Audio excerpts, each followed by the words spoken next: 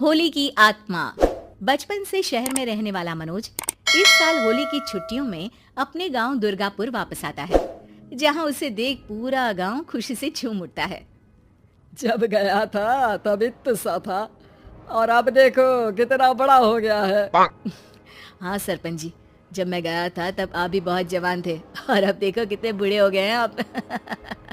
चलो चलो बढ़िया है, बच्चा घर वापस आ गया। इसी खुशी में आज रात पार्टी होगी।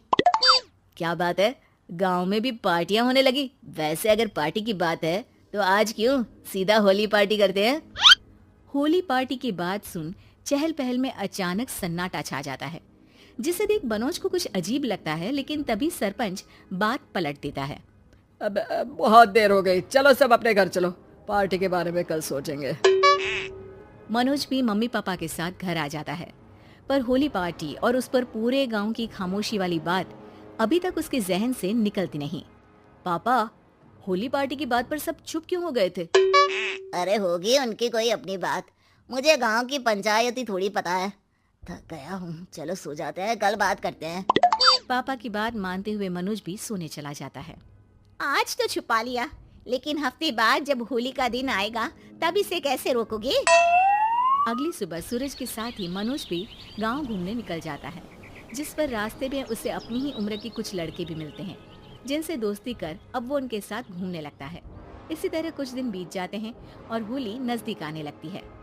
दोस्तों, होली में 4 दिन ही बचे हैं, पर गांव में उसकी कोई तैयारियां क्यों नहीं दिख रही? क्योंकि यहाँ होली नहीं मनाई जाती। अरे पर ऐसा क्यों? वो राजा भूषण। अरे तुम 4 दिन के लिए आए हो, क्या इतना सोच रहे हो? चलो कुछ खाने चलते हैं। इसी के साथ एक बार फिर होली की बात को टलते हुए देख मनोज को शक होने लगता है। वो घर पहुंचते ही इंटरनेट पर अपने गांव और राजा भूषण के बारे में जानकारी निकालने लगता है। क्या? मुझे आज तक ये नहीं पता था। ऐसा कैसे? किसी ने मुझे कुछ बताया क्यों नहीं?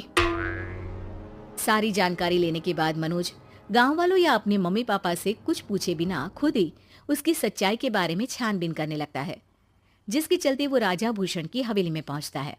वाह, क्या हवेली है यार। पर क्या यहाँ सच में कोई भूत है? हेलो भूत जी, कोई है क्या? हम इस साल गांव में होली सेलिब्रेट कर रहे हैं, क्या आप उस पर थोड़ा इंटरव्यू देंगे? मनोज के ऐसा बोलते ही गांव में तूफान उठ जाता है और हवेली में रखी सारी चीजें हिलने लगती है। एक अदृश्य शक्ति मनोज को धक्का देकर हवेली से बाहर निकाल दरवाजा बंद कर लेती है। ये सब देख मनोज हैरान रह जाता है। क्या अभी मुझे हवा ने धक्का देकर बाहर निकाल दिया? मेरे होते हुए इस गांव में कभी होली नहीं मन सकती, इसलिए दोबारा ऐसी कोशिश भी मत करना, अंजाम बुरा होगा। आवाज सुन मनोज हैरानी से इधर उधर देखने लगता है, पर उसे कोई दिखाई नहीं देता। वो गांव वापस आ जाता है, जहां तूफान की वजह से सब कुछ तहस महस हो चुका होता है। आखिर ये तूफान आया कैसे? ना ऐसा कोई मौसम था और ना ही हमने होली का त्योहार मनाने की बात की थी। सरपंच की बात पर कोई रिएक्शन दिए बिना मनोज चुपचाप अपने घर चला जाता है। इस तरह देखते ही देखते होली का दिन भी आ जाता है और मनोज रंग लेकर गांव में निकल जाता है, लेकिन गांव पूरी तरह खाली होता है। अरे त्योहार का दिन है, धूमधाम की जगह मातम क्यों मनाया हुआ है? मनोज की आवाज सुन सब अपने घर की खिड़कियां खोल के घर के अंदर से ही उसे वापस जाने के लिए कहने लगते हैं, पर वो किसी की नहीं सुनता। तुझे पहले भी समझाया था, अगर होली खेलने की कोशिश भी की तो अच्छा नहीं होगा। अरे बात मान लो बेटा, तुम्हें सच नहीं पता। मुझे सब पता है। सालों पहले इस राजा ने एक अंधविश्वास फैलाया और आप लोग आज तक उसे मानते आ रहे हो। अरे बेटा, जब तुम पैदा भी नहीं हुए थे उससे भी बहुत पहले से इस गांव पर होली का श्राप है। अगर गांव में होली का त्योहार मनाया जाता है तो प्रलय आना पक्की बात होती है। राजा भूषण इस सब में नहीं मानते थे और त्योहार मनाने लगे, जिसके चलते होली वाले ही दिन पहले उनके बेटे की और फिर उनकी मृत्यु हो गई। तभी से गांव की रक्षा के लिए उनकी आत्मा उस हवेली में रह रही है। सबकी बातें सुन मनोज उलझन में पड़ जाता है। सोचना भी मत मनोज, अगर तुमने इस परंपरा को तोड़ने की कोशिश भी की तो उसका परिणाम इस गांव और गांव के लोगों के लिए अच्छा नहीं होगा। मुझे भी यकीन नहीं हो रहा कि आप लोग एक बेतुकी बात को मानकर सालों से रंगों के त्योहार को मातम की तरह मनाते आ रहे हो।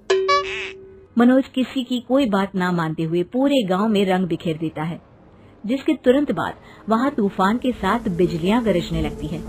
अचानक मौसम में ऐसा बदलाव देख जहां मनोज कंफ्यूजन में आ जाता है, वहीं गांव वाले डर से सहम जाते हैं।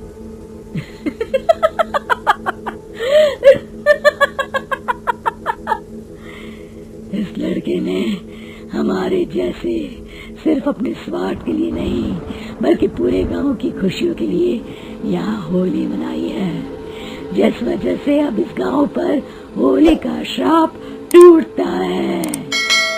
ऐसा बोलकर राजा का भूत वहां से गायब हो जाता है, जिसके बाद गांव के लोग धूमधाम से होली मनाते हैं।